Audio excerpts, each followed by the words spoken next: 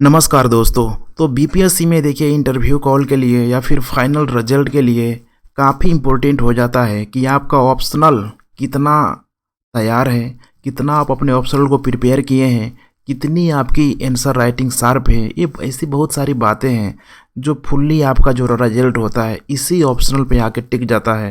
और यकीन मानिए कि बीपीएससी में 300 मार्क में ये जो ऑप्शनल ही है आपका पार घाट लगाएगा। अर्थात चाहे इंटरव्यू कॉल के लिए हो, चाहे आपका मनचाहा पद मनचाहा रैंक के लिए हो, विदाउट ऑप्शनल आप उसकी कल्पना भी नहीं कर सकते हैं। तो जब इस तरह का यहाँ पे इसका इतना इम्पोर्टेंट रोल हो जाता है तो फिर आप ऑप्शनल को एक अच्छे तरीके से पढ़ाई करने के लिए हमारी इस टीम आईएएस एनालिसिस से आप यहाँ पे जुड़ सकते हैं। इसमें देखिए अभी जस्ट वर्ल्ड हिस्ट्री के सीरीज को हिस्ट्री के अंतर्गत यहाँ पे शुरू की गई है और उसी के पैरेलल देखिए अब हमारा प्रयास क्या है कि 1993 के बाद से जितना भी बीपीएससी में ऑप्शनल में जितना भी प्रश्न पूछा गया है एक एक प्रश्नों को आपके साथ शेयर करना, फ्लो चार्ट के माध्यम से शेयर करना। और इसमें अब आपका काम क्या रहेगा कि सारे कंसेप्चुअल पॉइंट को हमारे द्वारा एक समरी के रूप में, फ्लो चार्ट के रूप में बता दिया जाएगा और आप उसको ठीक है देख के घर पे एक अच्छा आंसर राइटिंग लिखने का प्रयास करें।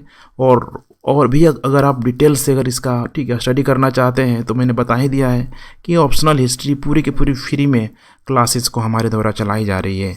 तो दोनों में से आप ठीक है दोनों को कर सकते हैं। और अगर आपने कहीं पढ़ा भी है तो आप इस आंसर राइटिंग सीरीज को यहाँ पे ज्वाइन कर सकते हैं। तो हमारे द्वारा देखिए कोशिश की जाएगी कि डेली के डेली एक प्रश्न को आपके सामने रखा जाए, आप उसका आंसर राइटिंग कीजिए और हमारे द्वारा फिर उसको फ्लो चार्ट के माध्यम से उसका एक आइडियल उत्तर लिखने का प्रयास किया जाएगा। तो चलिए यहाँ पे हम लोग यहाँ पे पहला प्रश्न देखने का प्रयास करते हैं कि कौन सा है। तो देखिए पहला ही प्रश्न है, यूरोप के इतिहास में 30 वर्षीय युद्ध के महत्व का आलोचनात्मक यहाँ पे विश्लेषण करना है। कैसा विश्लेषण करना है? तो आलोचनात्मक विश्लेषण करना है, आलोचना करना है। लेकिन यहाँ पे ठीक है जो आपका आंसर राइटिंग का जो पार्ट होगा आलोचना में अधिक होगा। इसका मतलब ये नहीं है कि अब आलोचना ही आलोचना करना है, बल्कि कुछ न कुछ ठीक है उसका सकारात्मक तौर पे चीज़ों को दिखाना है, जबकि वो पार्ट कम रहेगा और लास्ट में निष्कर्ष के माध्यम से आपको दिखाना है। इसको पूछा गया है 46 बीपीएससी 2005 में हुआ है, वहाँ पे इसको यहाँ पे पूछा गया है। अब देखिए मेरा मानना है कि अगर आपकी वर्ल्ड हिस्ट्री की समझ अच्छी है तो आप इस प्रश्न को कई एंगल से यहाँ पे लिख सकते हैं। भूमिका के रूप में ठीक है चीज़ों को आप मध्यकालीन विश्व से जोड़ सकते हैं। उसी तरीके से ठीक है मध्यकालीन विश्व से जोड़ते हुए जो भी यहाँ पे 30 वर्षीय युद्ध को पूछा जा रहा है उसको भी आप मेंशन कर सकते हैं। इसी के अंतर्गत आएगा वेस्टफेलिया की संधि, उसका भी आप मेंशन कर सकते हैं।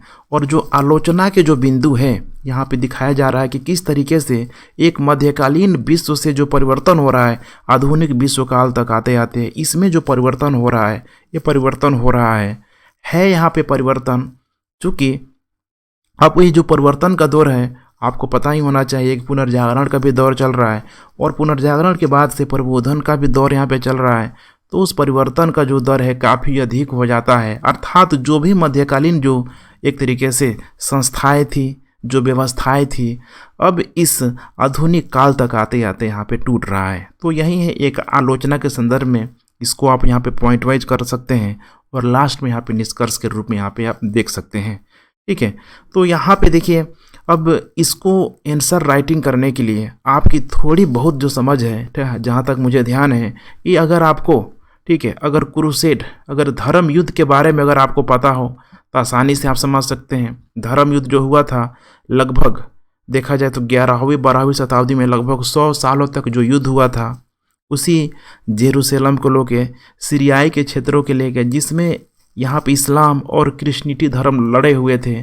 और देखिए उस धर्म से यहाँ पे जो प्रभाव क्या पड़ा तो यूरोपीय सभ्यताएं और पश्चिम एशियाई सभ्यताएं एक दूसरे के संपर्क में आई। और यूरोप के लिए जो सबसे फायदेमंद आप कह दीजिए कि जो अभी तक वहाँ पे चर्च व्यवस्था जो लोगों के सामने लोगों के मस्तिष्क में एक लोहे का रॉड यहाँ पे डाल दिया था, सोचने समझने की शक्ति जो छीड़ हो गई थी, लेकिन अब उस धर्म युद्ध के माध्यम से लोगों को सोचने समझने की शक्ति मिली कि नहीं भाई जो धर्म हमें बताया जा रहा है ज़रूर इसमें कुछ न कुछ यहाँ पे लोच है, अदरवाइज इस धर्म युद्ध को हम लोग हार नहीं पाते।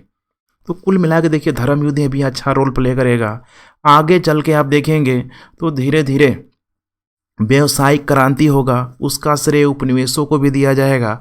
नए नए उपनिवेश यहाँ पे बनने लग जाएंगे, नए नए भौगोलिक मार्गों की खोज हो जाएगी और तब जाके जो व्यावसायिक क्रांति होगी, जो पूरा देखिए, जो इस इकोनॉमिक को आप आर्थिक फैक्टर को अगर मान के चले तो फिर समझने में इसको कोई यहाँ पे समस्या ही नहीं होगी। तो उसमें हमने देखा कि एक नए वर्ग का उदय हुआ, वो आर्थिक परिवर्तन की दर से एक नए वर्ग अर्थात मध्यम वर्ग, जिसको हम लोग पूंजीपति वर्ग सब यहाँ पे, ठीक है, व्यापारी वर्ग, ऐसे बहुत सारे नामों से उसको जाना गया। अब धीरे धीरे देखिए जब उस मध्य वर्ग का यहाँ पे उदय हुआ तो जो सामंतवादी व्यवस्था थी धीरे धीरे उसका भी पतन होने लगा। मध्य वर्ग ने अगर देखा जाए तो चर्च से भी उसकी जो संबंध था धीरे धीरे खराब होते गया। चर्च उस मध्य वर्ग पे आपको कटाक्ष करते हुए नजर आएगा। तो कुल मिला के देखिए मध्य वर्ग बहुत ही अच्छे रूप में यहाँ पे आ चुका है और पुनर्जागरण जनित जो भी यहाँ पे, ठीक है, सबसे इम्पोर्टेंट जो फैक्टर था क्लासिकल चीज़ों को लेके, क्लासिकल चीज़ क्या है तो रोमन और ग्रीक से संबंधित उपजी जो भी वहाँ की रोमन साहित्य हो गया, ग्रीक साहित्य हो गया, अब उसको इस पुनर्जागरण के युग में यहाँ पे पढ़ा जा रहा है। और यह शासक के संदर्भ में अगर देखा जाए तो बहुत ही सकारात्मक साबित हो रहा है, क्योंकि शासक को अब लग रहा है कि देखो भाई, पुराने समय में जो रोमन एम्पायर था बिल्कुल ही शासक तानाशाह की तरह काम कर रहा था, बिल्कुल ही यहाँ पे सक्षम था, धर्म पे उसका कोई कंट्रोल यहाँ पे नहीं हुआ करता था। लेकिन मध्यकालीन विश्व तक आते आते आप लोगों ने यह देखा हुआ था कि किस प्रकार से यूरोपीय जो चर्च व्यवस्था थी पूरी तरीके से राज्य को अपने अंडर कंट्रोल में लेके रखा हुआ है। जो भी पवित्र रोमन साम्राज्य की जो अवधारणा यहाँ पे सामने आई हुई थी उसको राज्य ने, ठीक है, मैंने राज्य ने धर्म को नहीं बल्कि धर्म ने क्या किया है, राज्य को अपने में जकड़ के रखा हुआ है। तो कुल मिला के बहुत सारी यहाँ पे समस्याएं मौजूद हैं। अब इसमें पुनर्जागरण के दौर में शासक को समस्या क्या होती है कि भाई हमको पुनः अपना निरंकुश शासन व्यवस्था स्टेबलाइज करना है, और उसमें चर्च व्यवस्था बहुत बड़ा रोड़ा पैदा कर रहा था। और खासकर जो सामंतवादी व्यवस्था जो आगे चल के देखेंगे कि धीरे धीरे जो कुलीनों के रूप में, एक अमीर वर्ग के रूप में, ठीक है, इसका रूपांतरण भी होता है, परिवर्तन होता है, ये भी बहुत बड़ी शासक के मार्ग में यहाँ पे रोड़ा उत्पन्न करता है। तो खैर यहाँ पे मामला तो और बहुत ही लंबा चौड़ा है कि किस प्रकार के शासक और मध्य वर्ग आपस में यहाँ पे मिल जाते हैं। और यहीं पे आप देखेंगे तो सबसे जो इम्पोर्टेंट रोल प्ले करता है इस 30 वर्षीय युद्ध में धर्म सुधार आंदोलन। अब धर्म सुधार आंदोलन क्या होता है तो समझने का प्रयास कीजिए। धर्म सुधार आंदोलन माने जो अभी तक कैथोलिक धर्म था उसी में क्या करना था, परिवर्तन करना था। तो जब परिवर्तन की जब मांग उठी उस कैथोलिक धर्म में, समझ रहे हैं ना, कैथोलिक धर्म वही जो रोमन चर्च व्यवस्था के अंडर कंट्रोल में था, जहाँ का हेड पोप हुआ करता था। तो इसको भी आभास हो गया था कि नहीं भाई, कैथोलिक धर्म में कुछ परिवर्तन की ज़रूरत है। जब तक इसमें हम परिवर्तन नहीं करेंगे हमारी जो एक तरीके से ख्याति है धीरे धीरे इस रोमन साम्राज्य के अंतर्गत गिरने लगेगी, यूरोपीय शासकों के अंतर्गत गिरने लगेगी। तो सुगबुगाहट वहीं से शुरू हो गई। तो पहली जो सुगबुगाहट कैथोलिक धर्म के अंतर्गत यहाँ पे शुरू हुई उसको बोला गया प्रति धर्म सुधार आंदोलन। इसका मुख्य लक्ष्य था कि भाई जो भी कर्मकांड है, जो भी मतलब बुराइयां है इस कैथोलिक धर्म में, इसको दूर करना है और अपने आप को एक मजबूत शक्ति के रूप में क्या करना है और अधिक स्टेबलाइज करना है। तो सोचिए अगर एक मजबूत शक्ति के रूप में यह स्टेबलाइज होने का ख्वाब देख रहा है, इसका मतलब कि शासक की शक्ति को कम करना पड़ेगा। और शासक भी अब जग चुका है, अब शासक भी दब चुका है और चर्च व्यवस्था पहले से ही, ठीक है, मैंने शासक अब दब नहीं चुका है, ऊपर आना चाह रहा है। और चर्च व्यवस्था भी क्या चाह रहा है कि हमको कंट्रोल करना है। अब इसी समय आप देखेंगे कि जो प्रोटेस्टेंट, ठीक है, यहाँ पे आंदोलन होगा, इसका मतलब यही है कि रोमन कैथोलिक चर्च व्यवस्था को अस्वीकार करेंगे। हम ईसाई धर्म को मानेंगे लेकिन इसको हटा के मानेंगे, इसको हटा के हम इस रोमन कैथोलिक चर्च व्यवस्था को नहीं मानेंगे, इसको अस्वीकार कर देंगे। और इसी में एक व्यक्ति का नाम आएगा, काफ़ी फेमस नाम है, मार्टिन लूथर। देखिए ये है जर्मन पादरी, काफ़ी ही मतलब इनको, ठीक है, धर्म के बारे में अच्छा नॉलेज है, खासकर उस क्रिश्चियनिटी व्यवस्था के बारे में इनको अच्छा रोल है, मतलब इनको अच्छा खासा नॉलेज है। इनका आर्गुमेंट था कि देखो क्रिश्चियनिटी धर्म पहले क्या था, बड़ा शानदार था, ठीक है। सेंट पॉल और अगस्टाइन के समय जब शुरुआत में देखेंगे क्रिश्चियनिटी धर्म जब चलता है तो बड़ा शानदार तरीके से वहाँ पे कर्म पे शिक्षा पे बल दिया जाता था। बीच में कोई अधिक मीडिएटर की भूमिका यहाँ पे नहीं थी। लेकिन ये क्या बोलते हैं मार्टिन लूथर की आगे चल के जैसे कि पीटर लोम्बार्ड आएगा, टॉमस एक्विनास आएगा, इन लोगों ने क्या किया कि इस क्रिश्चियनिटी धर्म को बर्बाद कर दिया, कर्मकांड बना दिया। उनके द्वारा बोला कि मोक्ष की प्राप्ति तभी संभव है जब पृष्ठ की अवधारणा हो, जब पुरोहितवाद की अवधारणा हो, और यही लोग मोक्ष मुक्ति का मार्ग प्रशस्त करेगा। तो ये लोग बोल रहा है कि भाई हम इसे नहीं मानते हैं, हम मानेंगे ऑगस्टाइन जो पिछले वाले लोग हैं। इसी को ध्यान में रखते हुए देखिए विटेनबर्ग चर्च में खुद एक पादरी है और इसने विटेनबर्ग चर्च में 95 थेसिस यहाँ पे लगवा दिया कि भाई मेरे जो 95 प्रश्न इसका जवाब दो, और इसका जवाब वो ठीक है पोप में बैठा रोम से मांग रहा है, वो अब जवाब क्या दे पाएगा। अब इस तरीके से एक लहर चल पड़ी। तो इसीलिए देखिए प्रोटेस्टेंट को यहाँ पे 30 वर्षीय युद्ध से को रिलेट करना बेहद ज़रूरी हो जाता है। अब प्रोटेस्टेंट को यहाँ पे विटेनबर्ग चर्च में यहाँ पे 95 थीसिस के माध्यम से जो पहला जो आरंभिक जो आंदोलन के रूप में माना जाता है, इसको आगे चल के जर्मन में कुलीनों का समर्थन मिलना शुरू हो गया। हुआ क्या था आपको पता ही होना चाहिए कि यूरोप में बहुत सारी उपजाऊ भूमि पर उन चर्च व्यवस्था का यहाँ पे कंट्रोल हुआ करता था। अब कुलीन जब कमज़ोर हो रहे हैं इस मध्य वर्ग के आने की वजह से, तब कुलीनों को लग रहा है कि जो भी भाई चर्च का भूमि है, उपजाऊ भूमि, अगर ये हमें मिल जाए तो हम क्या हो जाएंगे, पुनः मजबूत हो जाएंगे।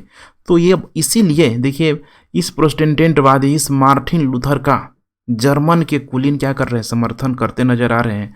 अब इसी तरीके से पूरे यूरोप में एक विचारधारा की यहाँ पे लहर यहाँ पे ठीक है चल पड़ी, जिसमें आप देखेंगे काल्विन जर्मनी में काल्विन है, स्विट्जरलैंड में जुंगली है, उसके बाद यहाँ पे ब्रिटेन में प्यूरिटीन, और फ्रांस में यहाँ पे ह्यूजबॉट है।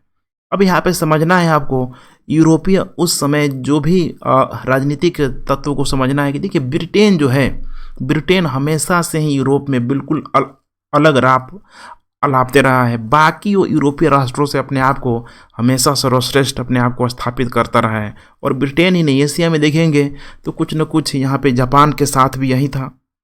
तो ब्रिटेन जो है पूरी तरीके से कैथोलिक रोम चर्च के यहाँ पे खिलाफ हो जाता है, और उसको भी एक ऐसा हथियार चाहिए होता है कि कहीं कोई लोग आए और इसको कैथोलिक को हटाने की बात करे, मैं इसका सपोर्ट कर दूंगा। और यही हाल है, इसी को आपको ध्यान में रखना पड़ेगा कि अब यूरोप के अधिकतर जो वंश होते हैं, अधिकतर जो साम्राज्य होते हैं, वे इस कैथोलिक ठीक है चर्च को पूरी तरीके से ठीक है मतलब गलत निगाहों से देखने लगते हैं, या फिर प्रोटेस्टेंटवाद को ये लोग क्या करने लगते हैं, समर्थन करने लगते हैं। अब यहाँ पे जो नेक्स्ट स्टेप आगे आ रहा है, इसे आप थोड़ा समझ लीजिए, इसको आंसर राइटिंग में शॉर्ट फॉर्म में डाल सकते हैं कि धर्म सुधार आंदोलन का जो सबसे इम्पोर्टेंट कारण माना जाता है धार्मिक कारण। धार्मिक कारण क्या था इसमें, तो देखिए उस चर्च व्यवस्था के तहत इतना ही धार्मिक भ्रष्टाचार को बढ़ावा दे दिया गया था कि मुक्ति पत्र बांटा जा रहा है कि भाई मोक्ष की प्राप्ति कैसे होगी। इस समय प्रिंटिंग प्रेस का विकास हो चुका है, महंगे महंगे दामों में ठीक है बांटा जा रहा है लोगों को, बिल्कुल ही मने और एकदम एक उनके मस्तिष्क के सामने, आँख के सामने लोहे का रोड डाल दिया जा रहा है, पर्दा डाल दिया जा रहा है, जिससे कि लोग सोच ही नहीं सके, हम जो दिखाए वही सही है, यही लोग माने। दूसरा फैक्टर माना जाता है आर्थिक को भी, क्योंकि कुलीन वर्सेस जो चर्च था, चर्च के पास अधिकतर उपजाऊ भूमि यहाँ पे ठीक है मौजूद थी। तो कुलीन चाहते थे कि भाई अगर ये चर्च व्यवस्था की शक्ति कमज़ोर हो जाएगी तो इनकी भूमि पे हमारा कंट्रोल हो जाएगा। उसी तरीके से पूंजीपतियों का भी यहाँ पे जो समर्थन मिलता गया, ये पूंजीपति और कोई नहीं थे, बल्कि कौन था, इसी को मैंने बोला व्यापारी वर्ग, इसी को बोला गया मध्यम वर्ग, मध्य वर्ग, समझ रहे ना। तो अब चर्च जो था इन व्यापारियों पे ठीक है बनियागिरी पे रोक लगाता था। जो इनकी सूदखोरी व्यवस्था थी उनको मतलब चर्च सब बोलता था कि ये सब तुम लोग ठीक है पापी लोग हो, भाई पाप कर रहे हो, ब्याज पे ठीक है ब्याज पे ब्याज लगाए जा रहे हो। तब सोचिए व्यापारी मुनाफा पे कमाने पे बल नहीं देगा तो किस पे भाई बल देगा, और ये चर्च व्यवस्था उस पर महाजनी व्यवस्था पे रोक लगा रहा है। तो अब इनको भी भाई मौका मिल गया। अब देखिए चर्च व्यवस्था अकेले ही सेपरेट होते जा रहा है, और बाकी जितनी भी ठीक है समाज में मौजूद लोग हैं, बड़े बड़े जो शासक हैं, ये इसका विरोध करते हुए नजर आ रहे हैं। तो चूंकि यहाँ पे कर था, एक और फैक्टर है कि कर जो था, ठीक है, चर्च भी लगाता था स्थानीय कर, ये ठीक है, जिसको टाइथ बोला गया था। अब स्थानीय कर चर्च लगा, स्थानीय जो चर्च था कर लगाता था लोगों पे, और उसका एक बहुत बड़ा भाग रोम चर्च व्यवस्था को अर्थात रोम के पोप को भेज देता था। अब लोगों को लगता था कि भाई देखिए यूरोप के एक कोना में, मान के चलिए कि जर्मनी में एक चर्च है, वहाँ से पैसा निकल के कहाँ आ रहा है, रोम पे आ रहा है, तो लोगों को समस्याएं होगी ही होगी। और धीरे धीरे धीरे ठीक है ये व्यवस्थाएं बढ़ने लगी, समस्याएं आने लगी, तो ये भी एक बहुत बड़ा कारण था। तीसरा कारण है यहाँ पे राजनीतिक कारक। राजनीतिक कारक जो यहाँ पे बहुत ही टर्निंग पॉइंट होगा, और इसको आप 30 वर्षीय युद्ध से जोड़ सकते हैं कि राष्ट्रीय राजतंत्र का उद्भव सबसे बड़ी बाधा थी, ध्यान रखिएगा, क्योंकि इस राष्ट्रीय राजतंत्र के उद्भव में हमेशा ही जो चर्च व्यवस्था था, और आपको पता ही होना चाहिए कि इस चर्च व्यवस्था के तरह चर्च हमेशा ही एक अच्छा खासा एक अपना साम्राज्य बना के रखता था, और वो साम्राज्य कौन था, उसका नाम था पवित्र रोमन साम्राज्य। पवित्र रोमन साम्राज्य कि भाई जो भी इस चर्च व्यवस्था के खिलाफ जाएगा, पवित्र रोमन साम्राज्य उसका नाम कर मतलब उसका नाश कर देगा। और पवित्र रोमन साम्राज्य का जो ठीक है धार्मिक आधार क्या था, कैथोलिक चर्च व्यवस्था। तो कुल मिला कहिए कि देखिए पावर उसी के हाथ में होती है जो पूरी तरीके से वैचारिक और सैद्धांतिक, समझ रहे हैं ना, मैंने वैचारिक और प्रैक्टिकल, मैंने थियोरेटिकल और प्रैक्टिकल दोनों ही दृष्टिकोण से क्या हो, एकदम कंट्रोल करता हो। तो सैद्धांतिक दृष्टिकोण से देखिए पोप मौजूद है, और व्यवहारिक दृष्टिकोण से उसको इम्प्लीमेंट करवाने के लिए वो शासक पवित्र रोमन साम्राज्य का शासक मौजूद है, जो बिल्कुल ही एकदम अंधभक्त था उस कैथोलिक धर्म व्यवस्था का। तो इसको तोड़ना बड़ा जरूरी हो गया था, लेकिन तोड़े तो तोड़े कैसे, बिल्ली के गले में ठीक है घंटी बांधे तो कौन बांधे, इसमें मिल गया मार्टिन लूथर। अब ये लोग सारे उस मार्टिन लूथर को सपोर्ट करने लगते हैं।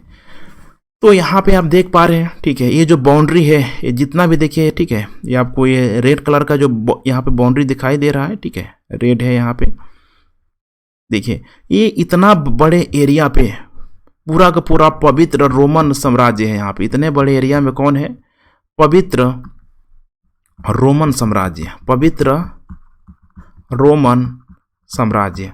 और पवित्र रोमन साम्राज्य का मतलब क्या है कि सारे लोग उस कैथोलिक धर्म को क्या कर रहे हैं, मान रहे हैं। लेकिन इधर देखिए इंग्लैंड इधर सेपरेट हो जा रहा है, इधर स्वीडन देखेंगे तो यहाँ पे सेपरेट हो जा रहा है।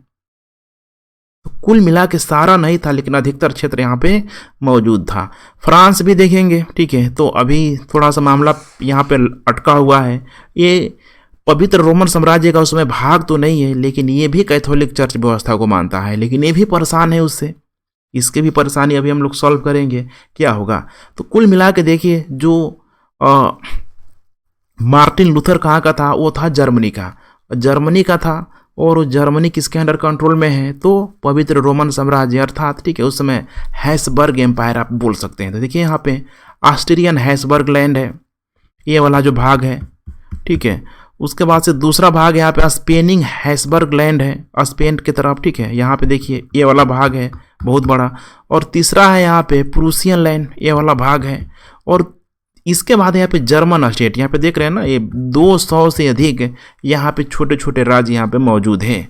और नेक्स्ट यहाँ पे स्वीडिश लैंड, इधर ये तो बहुत अधिक ऊपर है।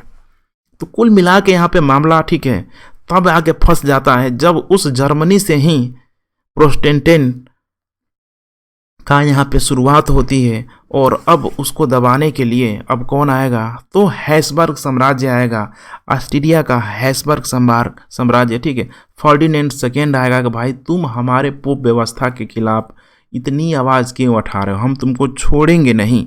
और इसी में एक घटना होती है, बहुत ही इंपॉर्टेंट घटना, समझिए इसको यहाँ से। अब यहाँ से बिल्कुल आप ठीक है आंसर राइटिंग को आप टू द पॉइंट लिख सकते हैं। तो 30 वर्षीय युद्ध की जो शुरुआत होती है धार्मिक मुद्दे को लेके। अब धार्मिक मुद्दा आपको समझ में आ गया, मैंने क्या बताया था अभी। अब इस धार्मिक मुद्दे से धीरे धीरे टर्निंग क्या ले लेता है, गैर धार्मिक मुद्दे में। नाम क्या था, धार्मिक मुद्दा, कि भाई प्रोटेस्टेंटवाद को बढ़ावा देना। लेकिन धीरे धीरे गैर धार्मिक मुद्दा भी आ गया कि नहीं भाई कैथोलिक धर्म के अंतर्गत सिर्फ और सिर्फ चर्च व्यवस्था ही बेकार नहीं है, बल्कि यहाँ पे राष्ट्रीय राजतंत्र का अगर देखा जाए तो बहुत अधिक सेपरेट जो होना चाहिए ऐसा मौजूद नहीं है, उद्भव यहाँ पे नहीं हुआ है। जितना मन चाह रहा है रोमन जो भी यहाँ पे कैथोलिक जो साम्राज्य बोल लीजिए, पवित्र रोमन साम्राज्य बोल लीजिए, उसी के अंडर कंट्रोल में डायरेक्ट इनडायरेक्ट रूप से लोग रह रहा है। मैंने स्वायत्तता का भाव ही नहीं है, इसको लाना जरूरी है। वंशानुगत प्रक्रिया को खत्म करना है, क्षेत्रीय अवधारणा को क्या करना है, मजबूत करना है, और सबसे इम्पोर्टेंट फैक्टर आर्थिक आधार को भी क्या करना है, मजबूत करना है। और इस इकोनॉमिक्स को इस हिस्ट्री को अगर आप पढ़ रहे हैं तो आर्थिक आधार को हमेशा ही देखिए परिवर्तन का कारक मान के चलेंगे तो ठीक है, आपको बहुत अधिक समस्या यहाँ पे नहीं होगी। अब इसका आरंभ कर दिया किसने, पवित्र रोमन सम्राट जो था फर्डिनेंड द्वितीय ऑस्ट्रिया का। इसने काल्विनवादियों को दबाने के लिए, सोचिए मैंने आपको अभी धर्म सुधार आंदोलन पढ़ाया था कि उस प्रोटेस्टेंट का, उस मार्टिन लूथर का सपोर्ट कौन कर रहा था, काल्विनवादी भी कर रहे थे। अब इस काल्विनवादियों को दबाने के लिए, और काल्विनवादी कहाँ का था, जर्मनी का था, तो काल्विनवादियों को दबाने के लिए इसने फर्डिनेंड ने क्या कर दिया, फर्डिनेंड द्वितीय ने सेना भेज दिया। अब सेना भेजा तो अब यही है कि भाई ऑलरेडी इसके खिलाफ कुछ देश मौजूद हैं, अब तुम भाई क्या कर रहे हो, उनको दबाने के लिए तैयार हो, लोग उसको सपोर्ट कर दे रहे हैं, अर्थात प्रोटेस्टेंटवाद को सपोर्ट करने के लिए, काल्विनवादियों को दबाने के लिए जो फर्डिनेंड ने सेना भेजा था, अब इन लोगों ने इसका समर्थन कर दिया कि भाई ब्रिटेन है, डेनमार्क है, स्वीडन है, आओ भाई देख लेते हैं, हमारे लोगों को मारोगे तो हम तुम्हें छोड़ेंगे नहीं, समझ रहे हैं। यहाँ पे तीनों देशों के लोगों ने फर्डिनेंड के खिलाफ क्या कर दिया, सेना भेज दिया। अब ये सेना लोग कहाँ आ गए, जर्मनी में आ गए। एक तरफ जर्मनी और एक तरफ ठीक है, एक तरफ यहाँ पे जर्मनी है, दूसरी तरफ यहाँ पे क्या बोलते हैं कि पवित्र रोमन साम्राज्य है, और उस काल्विनवादियों का साथ देने वाले कौन है, स्वीडन है, डेनमार्क है, ब्रिटेन है। हद तो तब हो गई जब कौन आ गया, फ्रांस भी इनको सपोर्ट करने के लिए आ गया। फ्रांस क्यों सपोर्ट करने के लिए आ गया, तो रोमन कैथोलिक देश होने के बावजूद भी फ्रांस इसीलिए सपोर्ट करने के लिए आ गया क्योंकि इस फ्रांस की जो राजनीतिक जो अस्थिरता बिल्कुल यहाँ पे मौजूद थी, अर्थात पोप वहाँ अड़ंगा लगाते रहता था। ये भी क्या चाहते थे कि भाई हम मुक्त हो जाएं, सारे लोग उपनिवेश बना रहे हैं, ठीक है, पैसा कमा रहे हैं, और हम पे क्या किया जा रहा है, रोक लगाया जा रहा है। भाई ये तो गलत है। फ्रांस भी आ गया, चारों मिल के आ गए। हैब्सबर्ग एम्पायर अकेला है। अब सोचिए चारों ये उस समय ठीक है, बहुत बड़ी तो नहीं लेकिन इतनी छोटी भी शक्ति नहीं थे कि भाई इसको दबा ना सके। 30 सालों तक ये युद्ध चलता रहा, ठीक है, हैब्सबर्ग साम्राज्य और बाकी प्रोटेस्टेंटवादियों के बीच। फाइनली इसका जो निर्णय हुआ था, अनिर्णित हुआ, माने अनिर्णय हुआ। कौन हारा कौन जीता, ठीक है, इसको लेके काफ़ी एक ठीक है कंट्रोवर्सी की स्थिति है, लेकिन इसका जो रिजल्ट हुआ इसको आपको ध्यान में रखना जरूरी है कि पवित्र रोमन साम्राज्य की शक्ति यहाँ पे कम हो गई, अर्थात हैब्सबर्ग जो साम्राज्य था ऑस्ट्रिया वाला, ठीक है, उसकी शक्ति यहाँ पे कम हो गई। और इसकी शक्ति कम होने का मतलब कि सोचिए अब जो रोम में जो पोप बैठा हुआ है उसकी भी शक्ति में, उसके भी मान सम्मान में क्या आएगी, कमी आएगी। तो इसको आप हमेशा ध्यान रखिएगा, ठीक है, क्योंकि पवित्र रोमन साम्राज्य की शक्ति कम हो गई, हैब्सबर्ग साम्राज्य की शक्ति यहाँ पे कमजोर पड़ गई, चर्च व्यवस्था की शक्ति भी कैथोलिक धर्म के अंतर्गत कम हो गई। अब यहाँ पे एक संधि की जाएगी, क्योंकि हमेशा जब भी कोई युद्ध होता है देखिए संधि बहुत अनिवार्य चीज़ हो जाता है, क्योंकि उसी संधि के माध्यम से ही ठीक है चीज़ों को यहाँ पे ठीक है मतलब उसको ठीक करने का या फिर उस पर कोई आरोप ठीक है लगाने का एक साधन बन जाता है। अब यहाँ पे जो संधि हुई इसी को बोला गया वेस्टफेलिया की संधि, ठीक है। अगर वेस्टफेलिया की संधि को अगर एक लाइन में देखा जाए तो यह एक ऐसी अंतर्राष्ट्रीय व्यवस्था की शुरुआत थी जिससे कि जो भी राज्य, जो भी स्टेट, जो भी क्षेत्रीय जो लोग मौजूद थे सब अपने अंतर्गत एक राष्ट्र राज्य की यहाँ पे मांग कर रहे थे कि भाई हम है, राष्ट्र राज्य हम है, तो भाई हम डिफाइन करेंगे कि हमारा धर्म क्या होगा, प्रोटेस्टेंट होगा, कैथोलिक होगा, और हमारे राज्य में, हमारे राष्ट्र में चर्च व्यवस्था ठीक है जाके अड़ंगा ना लगाते रहे। अब यहीं से शुरू हो गया, अंतर्राष्ट्रीय व्यवस्था की शुरुआत हो गई। इसमें क्या हुआ, तो यूरोपीय जो राष्ट्र थे, ठीक है, यूरोपीय जो राष्ट्र थे, अब इनका भौगोलिक सीमाओं का निर्धारण किया गया, क्योंकि अब इस पे पवित्र रोमन साम्राज्य रोक लगाने के काबिल नहीं बचा था, उसकी शक्ति कम हो गई, अर्थात राष्ट्र राज्य की अवधारणा आ गई, शासक की यहाँ पे अवधारणा आ गई। अब सोचिए बहुत सारे यहाँ पे शासक हो गए यूरोप में, खुद यहाँ पे स्वीडन में, फ्रांस में, ठीक है, जर्मनी के छोटे छोटे क्षेत्रों को भी वहाँ पे ठीक है कुछ न कुछ शासक वहाँ पे आ गए, और इनके द्वारा हुआ कि भाई देखो अब हर कोई स्वायत्त है, हर कोई संप्रभु है और किसी का भी किसी के मामले में आंतरिक हस्तक्षेप पे, ठीक है, मैंने आंतरिक मामलों में कोई हस्तक्षेप यहाँ पे नहीं करेगा। विदिन की यहाँ पे पोप भी नहीं करेगा। और इसमें सबसे बड़ा जो बेनिफिट मिला देखेंगे, जर्मन राज्य को विदेश नीति इनकी स्वतंत्र कर दी गई। लेकिन अभी इनके लिए रास्ता आसान नहीं होता, आगे हम लोग देखेंगे। शुरू में इनको काफ़ी 30 सालों तक कष्ट झेलना पड़ता है, लेकिन उसके बाद से धीरे धीरे धीरे इनका विकास का मार्ग तैयार होता है। अन्य, ठीक है, जो भी राज्य थे उनको संप्रभु बनाया गया। संप्रभु का मतलब समझते हैं ना, सोवरेनिटी जिसको बोला गया भाई कि संप्रभु है हम, जो मन करे भाई करे, हम जो मन करे खाए पिए, हम अपने आप में क्या है, संप्रभु है। अर्थात अब हम पे किसी का कंट्रोल नहीं रहेगा। नेक्स्ट फैक्टर है यहाँ पे अंतर्राष्ट्रीय वित्तीय व्यवस्था अस्तित्व में आ गई। अब जो भी है देखिए, वित्तीय व्यवस्था, ठीक है, अगर एक शासक अगर पैसा कमा रहा है, एक कंपनी अगर पैसा कमा रही है, सोचिए तो क्या चाहेगी। अगर आपको मुनाफा हो रहा है, जैसे आपको मुनाफा होगा 2 रुपये का, सोचेंगे कि आप 2 से 4 बनाएं, 4 से 6 बनाएं। तो उसी तरीके से यहाँ पे अंतर्राष्ट्रीय वित्तीय व्यवस्था की अवधारणा आ गई कि जो भी आयात निर्यात होगा, ठीक है, उसके लिए रूल रेगुलेशन यहाँ पे बनाया गया। अब इस तरीके से देखें तो यूरोप में एक शक्ति संतुलन का कॉन्सेप्ट आ गया। ये शक्ति संतुलन क्या है, तो राष्ट्र राज्य की जो अवधारणा आई, बोला गया कि देखो भाई, पहले जो था रोमन साम्राज्य बड़ा सबको परेशान किया है, माने पवित्र रोमन साम्राज्य पहले बड़ा परेशान किया है। अब हमें किसी भी क्षेत्र को इतना मजबूत नहीं करना है जिससे कि वो पवित्र रोमन साम्राज्य की तरह हो जाए, तानाशाह हो जाए। इसीलिए अब देखेंगे आप आगे चल के कि जब भी कोई यूरोप में जिसकी सीमाएं, जिसकी शक्ति, जो शासक मजबूत होगा, बाकी मिल के उसको, ठीक है, मारने के लिए यहाँ पे भीड़ जाएंगे। आगे देखेंगे यहाँ पे होगा, यहाँ पे जब नेपोलियन आएगा, नेपोलियन के पहले यहाँ पे जब, ठीक है, लुई 14 आएगा, तो काफ़ी हद तक यहाँ पे जो यूरोप के जो राष्ट्र हैं आपस में सजग हो जाते हैं। माने उसको करना ही नहीं चाहता है कि नहीं भाई, एक राष्ट्र अगर उदंड हो जाएगा, मजबूत हो जाएगा तो फिर समस्या होगी। और ब्रिटेन की भौगोलिक स्थिति तो ऊपर है, इंग्लिश चैनल से अलग हुआ है, तो ब्रिटेन ऊपर से देखते रहता था कि हाँ भाई बिल्कुल सही कह रहे हो तुम लोग। अगर यूरोप में, समझ रहे हैं ना, अगर वहाँ पे अगर कोई मजबूत शक्ति आने का मतलब कि उसके इंग्लैंड के व्यापारिक मार्गों को नीचे अटलांटिक ओशन की तरफ आने ही नहीं देगा, तो फिर ब्रिटेन जाएगा कहाँ से। तो ब्रिटेन इसमें बड़ा इंटरेस्ट लेता था। जैसे होता था, देखेंगे नेपोलियन को पराजित करने में ब्रिटेन की, ठीक है, बहुत ही इंपॉर्टेंट रोल था। उसी तरीके से लुई 14 की बात करें तो वहाँ भी ब्रिटेन काफ़ी इंपॉर्टेंट रोल प्ले करता है। मैंने कुल मिला के यहाँ पे पोप की शक्ति, जो मध्यकालीन जो व्यवस्था थी धर्म को लेके, धीरे धीरे चरमराती हुई आपको नजर आएगी। इसके बाद से अंतर्राष्ट्रीय कानून बनाया गया। अंतर्राष्ट्रीय कानून में देखिए बहुत ही अच्छा चीज़ था, जैसे कि असैनिक की यहाँ पे सुरक्षा करना है। ये नहीं कि भाई कोई शासक के पास, ठीक है, सैनिक नहीं है तो उसके कोई आए लूट के मार के चल जाए, ऐसा नहीं करने देना है। घायल, बीमार, युद्ध बंदियों का इलाज करना है और अनावश्यक क्षति को रोकने से यहाँ पे, ठीक है, बचाना है। पहले गया भाई युद्ध तो युद्ध हो ही रहा है। अब पता चला कोई शासक जीत गया तो उसके क्षेत्र को, उसके लोगों को मारना काटना शुरू कर दिया, बहुत सारे फसलों को आग लगा दिया गया। पहले आम बात होता था, तो बोला गया भाई युद्ध को युद्ध की तरह लड़ा जाए, दोनों आपस में लड़ेंगे, जो जीत गया, ठीक है, मामला ठीक रहेगा।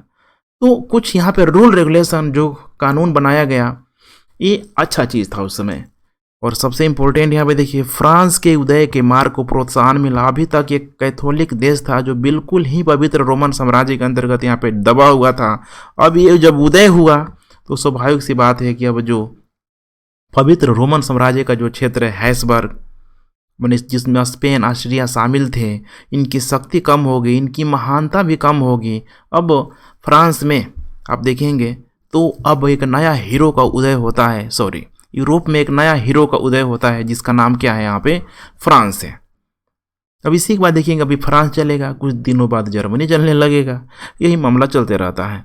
बाल्टिक सागर की अगर देखा जाए, बाल्टिक सागर समझ रहे हैं ना, ऊपर, ठीक है, स्वीडन, नॉर्वे उधर है जो, तो वहाँ पे स्वीडन एक शक्तिशाली राज्य के रूप में उभरा, जिसकी राजनीतिक और सैनिक शक्ति बहुत ही मजबूत मानी गई। बाल्टिक सागर बिल्कुल देखेंगे तो उस स्वीडन के समय एक झील के रूप में तब्दील हो गई कि जितनी भी आर्थिक गतिविधियों को करना, अच्छा खासा स्वीडन का कंट्रोल यहाँ पे हो चुका था। लेकिन आगे चल के 70 वर्षों बाद जब यहाँ पे रूस हो गया, प्रसा हो गया, ठीक है, देखेंगे आगे 70 साल बाद बहुत अधिक राजनीतिक जो इक्वेशन यहाँ पे धीरे धीरे बदलने लगता है और तब जाके स्वीडन की शक्ति यहाँ पे कम होने लगती है। तो ये तो खैर बात आगे की है। उसके बाद से यहाँ पे जर्मनी के लिए तत्कालिक जो परिणाम हुआ, जैसे मैंने शुरू में बताया था, वो बहुत घातक हुआ, क्योंकि 30 वर्ष तक देखेंगे तो जर्मन विरोधी सेना अर्थात जो भी होली एम्पायर कह लीजिए, आसपास के, ठीक है, जो भी छोटे जर्मन जो लड़ाकू क्षेत्र थे, उन्होंने, ठीक है, आपस में भी लड़ना मारना कटना शुरू किया, बाहर के लोग भी आते थे। मैंने कुल मिला के देखेंगे तत्कालिक जो वेस्टफेलिया की संधि से जर्मनी की स्थिति बहुत अच्छी नहीं हुई।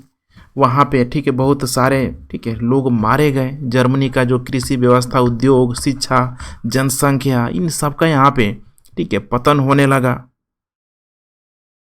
और इस पतन के बाद देखिए अन्य यूरोपीय देशों की तुलना में क्या हो गया, पीछे हो गया। सोचिए अब जिसका कृषि, उद्योग, शिक्षा, मैंने पूरा का पूरा ह्यूमन रिसोर्स से लेके एग्रीकल्चर, इंडस्ट्री, एजुकेशन ही ध्वस्त हो जाए, वो देश क्या कभी आगे जा पाएगा? तो जर्मनी के उस समय पीछे जाने का एक और बड़ा एक कारण था। और यही नहीं था, आगे चल के आप देखेंगे तो लगभग 19वीं शताब्दी तक, जब तक ये जर्मनी के एकीकरण नहीं हो जाएगा, तब तक जर्मनी की स्थिति देखेंगे तो बहुत अच्छी यहाँ पे नहीं रहेगी। आगे चल के तो प्रसा वगैरह आएगा जिसकी स्थिति अच्छी रहेगी, लेकिन बाकी जो क्षेत्र थे उनकी स्थिति यहाँ पे नहीं रहेगी। आगे चल के यहाँ पे विकास होगा, आफ्टर सकारात्मक यहाँ पे विकास होगा, लेकिन तब तक देखिए काफ़ी, मतलब 100 सालों के बाद 100 साल लग जाते हैं। तो कुल मिला के जर्मनी के लिए, ठीक है, शुरुआत में तो घाटा हुआ, लेकिन आगे चल के, ठीक है, उसको बेनिफिट भी मिला। और सबसे इम्पोर्टेंट था यहाँ पे देखिए धर्म युद्ध का क्या हो गया, अंत हो गया। क्योंकि अभी तक प्रोटेस्टेंट और जो कैथोलिक का जो कॉन्सेप्ट था, या तो कुछ राज्य पूरी तरीके से प्रोटेस्टेंट हो गए, या तो कुछ राज्य यहाँ पे पूरी तरीके से कैथोलिक हो गए। यही प्रक्रिया वहाँ पे चल रहा था। तो कुल मिला के देखिए यहीं पे पूरा का पूरा इसमें जो अप्रोच था मेरा, एक एनालिटिकल जो अप्रोच था, मैंने कोशिश किया कि जो आलोचना जो पूछ रहा है प्रश्न, ठीक है, उस आलोचना को ध्यान में रखा, लेकिन पूरी तरीके से आलोचना नहीं था, बल्कि कुछ कुछ पॉइंट इसमें ऐसे भी हैं जो, ठीक है, उसका जो कारण था, जो उसका फैक्टर था, जो सकारात्मक रूप में हमें दिखाई दिया। जिसे जर्मनी के लिए देख लीजिए, वही 30 वर्षीय युद्ध ने इसको नुकसान तो पहुंचा है, लेकिन आगे चल के क्या हुआ, सकारात्मक भी हुआ। तो क्वेश्चन का, ठीक है, पढ़ने की कोशिश कीजिए कि क्वेश्चन की डिमांड क्या है, उसके अनुसार अपना आंसर राइटिंग करने का प्रयास कीजिए। अब यहाँ पे निष्कर्ष देखिए बहुत ही ज़रूरी हो जाता है। ये निष्कर्ष समझ रहे हैं ना, मतलब अगर आप कितना भी अच्छा, अगर, ठीक है, अगर बंदर बना दे, उस बंदर का पूंछ ही नहीं रहे तो फिर कैसा लगेगा, सोचिए, ठीक है।